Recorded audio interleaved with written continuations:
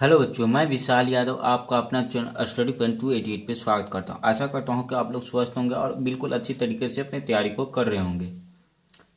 मैं आज बात करने वाला हूं क्लास 12th बायोलॉजी के फर्स्ट चैप्टर जीवों में जनन, जिसका इम्पोर्टेंट एग्जाम के लिए जो क्वेश्चन सीरीज चल रहा था वही हम लोग देखने वाले हैं।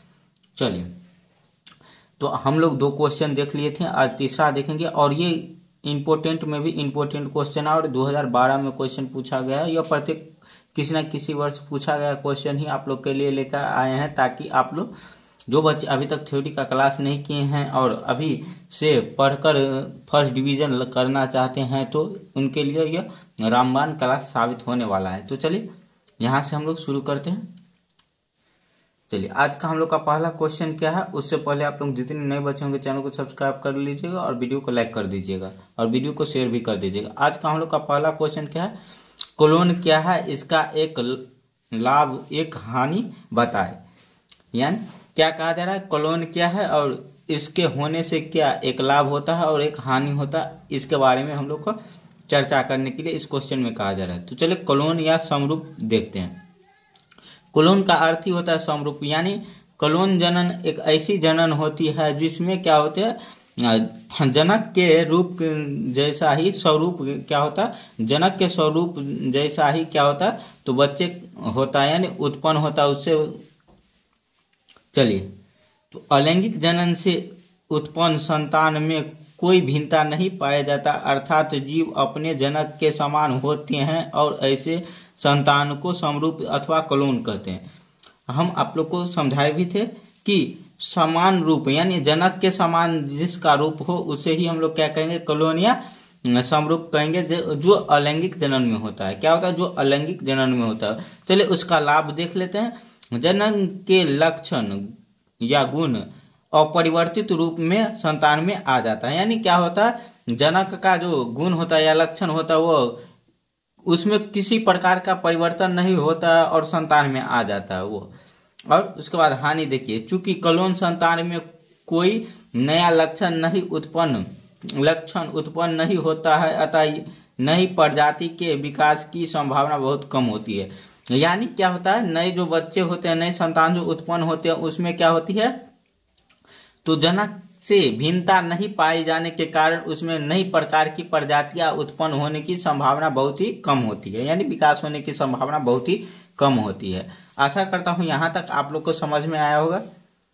चलिए, ये 1 शॉर्ट वीडियो है तो इसमें थोड़ा हम कम टाइम लेते हुए आप लोग को अधिक क्वेश्चन देने का प्रयास करते हैं। चलिए, अगला क्वेश्चन हम लोग का क्या है, द्विखंडन क्या है, उदाहरण दीजिए। द्विखंडन आप लोग को दिख रहा है कि नहीं ये बताइएगा, द्विखंडन क्या है, उदाहरण दीजिए।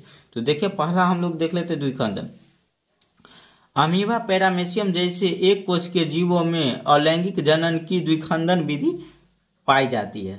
अभी आप लोग को हम कुछ दिन यानी अगले वीडियो में हम आप लोग को बताए थे द्विखंडन के बारे में।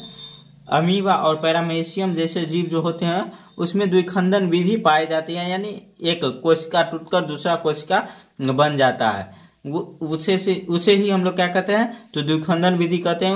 वो अलैंगिक जनन की विधि होती है। और अमीबा और पैरामेसियम एक प्रकार का अलैंगिक जीव होते हैं। पहला इसका कुछ उदाहरण देख लीजिएगा। देखिए, सर्वप्रथम अमीबा अपने शरीर में कुछ वृद्धि सर्वप्रथम अमीबा अपने शरीर में वृद्धि करके केंद्रक विभाजित करता है। यानी क्या करता है, अमीबा अपने शरीर में कुछ शरीर को विकसित करता है और वृद्धि करता है और उससे वह केंद्र को विभाजित कर लेता है, यानी 1 से 2 केंद्र बना लेता है। और केंद्र विभाजित के पश्चात संपूर्ण कोशिका को बराबर तति कोशिका में विभाजित कर लेता है, यानी बराबर 2 भागों में विभाजित कर देता है। वो केंद्रक पहले विभाजन करता है, उसके बाद वो अपने शरीर को शरीर या संपूर्ण कोशिका कह सकते हैं उसको पूर्ण रूप से विभाजित कर देता है। आशा करता हूं आप लोग को द्विखंडन विधि भी समझ में आया होगा। द्विखंडन में क्या होता है, अमीबा और पैरामेसियम एक प्रकार के अलैंगिक जीव होते हैं जिसमें क्या होता है, तो द्विखंडन विधि यानी द्विखंडन जनन की प्रक्रिया पाई जाती है। यहाँ से आप लोग 2 उदाहरण से समझ सकते हैं। जैसे यह किसके बारे में, तो अमीबा के बारे में उदाहरण है, इसका 2 प्रक्रिया बताया गया है, तो आप लोग इसको गौर से देख लीजिएगा। चलिए उसके बाद हम लोग देखेंगे, आगे की ओर चलते हैं। हम लोग का अगला पॉइंट क्या है, लैंगिक और अलैंगिक जनन में अंतर स्पष्ट करें। ये क्वेश्चन वीवीआई में भी वीवीआई में भी वीवीआई है। यह क्वेश्चन पूर्ण रूप से आने की संभावना है 2026 के एग्जाम में, और 2020 के एग्जाम में आया था। ये पिछले वाला क्वेश्चन 2022 के एग्जाम में आया था। ये सारा क्वेश्चन किसी ना किसी एग्जाम में आया है, यानी किसी ना किसी वर्ष आया है, और 12th के एग्जाम में ही आया है। चलिए, एक तरफ आप लोग अलैंगिक जनन लिखिएगा और एक तरफ लैंगिक जनन, और उसके बाद इसी प्रकार से जिस तरह में हम लिखे हैं उसी प्रकार से आप लोग लिख सकते हैं। और हैंड रिटेन नोट लेना चाहते हैं तो आप लोग कॉल कीजिएगा, मेरा व्हाट्सएप नंबर और ये कॉन्टैक्ट नंबर इस चैनल के अबाउट में है, तो आप लोग जाकर वहां से नोट परचेज करना, नोट लेना चाहते हैं तो आप लोग वहां से कॉल कर सकते हैं।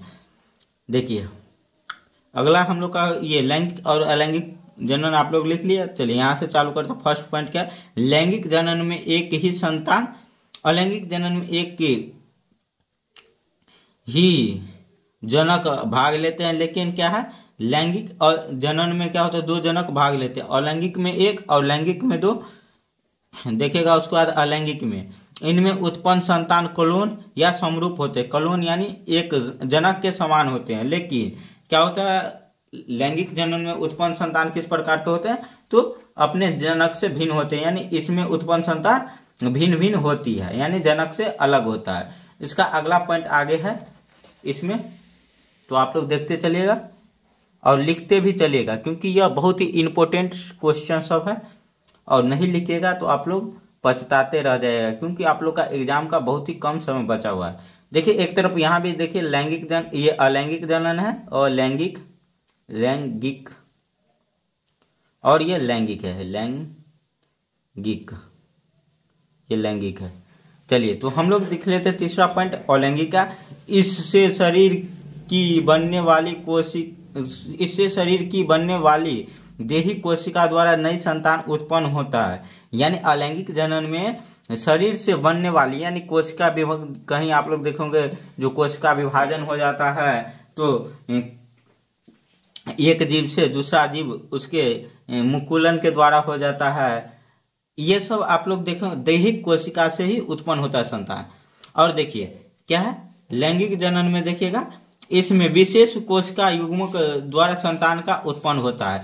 जैसे यहाँ पे देखिए लैंगिक जनन में 2 अलग अलग प्राणी भाग लेते हैं, तो उसमें क्या होता है, एक विशेष प्रकार का अंग द्वारा क्या होता है, तो संतान की उत्पत्ति होती है। और वह संतान क्या होता है, जो संतान उत्पत्ति होता है वो अधिक समय लगता है उसको उत्पत्ति होने में, और वो तब तक क्या होता है, तो गर्भाशय में बड़ा होता है। गर्भाशय में एक निश्चित समय तक रहता है, उसके बाद ही संतान की उत्पत्ति होती है। तो यह लैंगिक जनन में एक जटिल और थोड़ी लंबी प्रक्रिया है। इसका चौथा पॉइंट आप लोग देख लीजिएगा। और लैंगिक का यह मुख्य रूप से निम्न जीवों में पाया जाता है। यानी निम्न यानी आप लोग छोटे कह सकते हैं या एक कोशिका कह सकते हैं। और यह मुख्य रूप से उच्च जीव में पाया जाता है। लैंगिक क्या होता है, मुख्य रूप से उच्च जीव, जैसे द्विकोशिकीय यानी बहुकोशिकीय जीव, मनुष्य, पशु, इस सब में पाया जाता है। क्या, तो लैंगिक जनन। और अलैंगिक एक कोशिकीय जीव में जैसे ईस्ट, हेड्रा, अमीबा, इस सब में पाया जाता है अलैंगिक। उसके बाद अलैंगिक का पांचवा रूप देखिएगा, पांचवा प्रकार देखिएगा, यह एक सरल प्रक्रिया है और यह एक जटिल प्रक्रिया। ये आप लोग को बताए थे कि अलैंगिक जनन एक सरल प्रक्रिया है, यानी इसको कम समय लगता है बनने में, और लैंगिक जनन को होने में अधिक समय लगता है, संतान उत्पत्ति होने में इसमें अधिक समय लगता है।